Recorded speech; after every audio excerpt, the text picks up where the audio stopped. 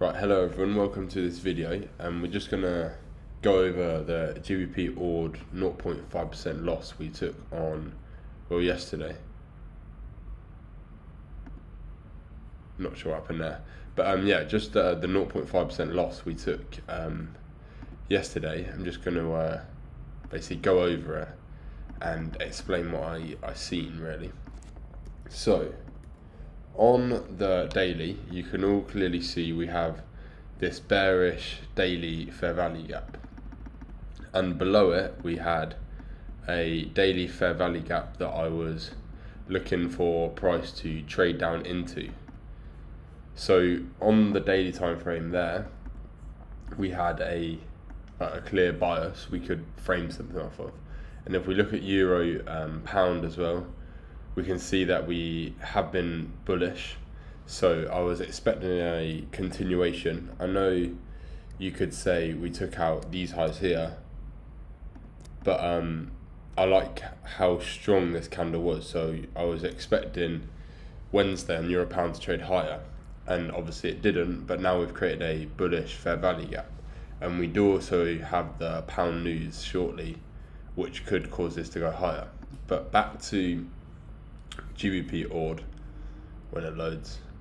So yeah, we had the daily fair value gap, which is the purple box, and if we go to the 4 hour, we had SMT at these highs, so that's a Tuesday the 4th of November high. See how we never at 6 a.m. Then if we go to EuroAUD,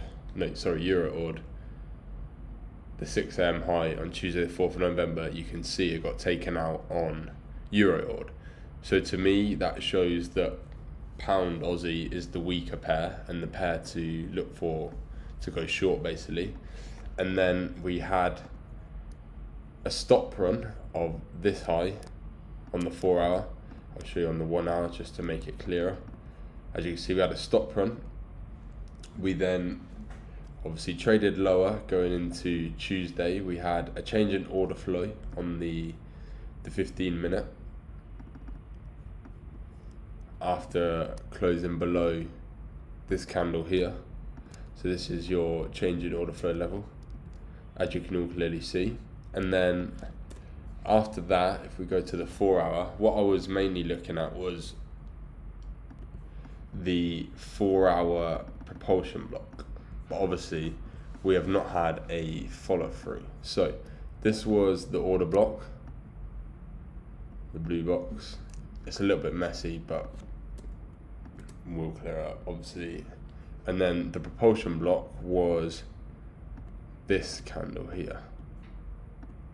So yeah, it is a little bit messy, but order block, we break below it, we trade back up into the order block, close below. And obviously someone asked about the wick on propulsion blocks. I personally like trade propulsion blocks when it closes below the body. That's normally a good enough confirmation for me. And then obviously we closed below, and then our entry was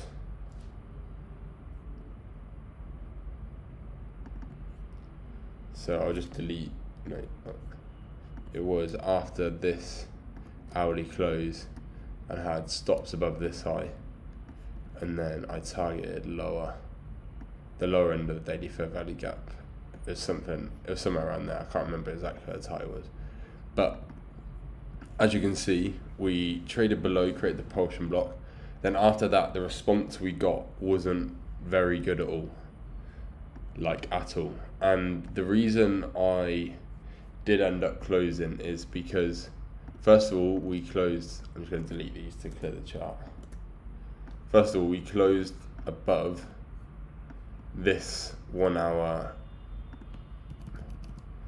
bearish fair value gap. And if we go on the 15 minute,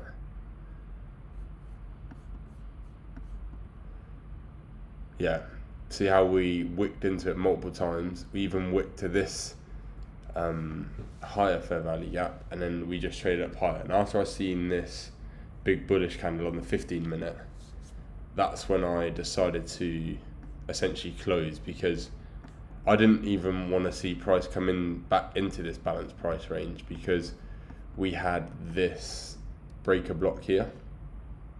I wanted to see this breaker block hold, so that was essentially what I took my trade off. We obviously traded below, we had a nice bearish closure, and I was expecting a continuation down. But as you can see, we didn't get this. And it was a good thing I did close, because we would have took a full stop if I didn't close.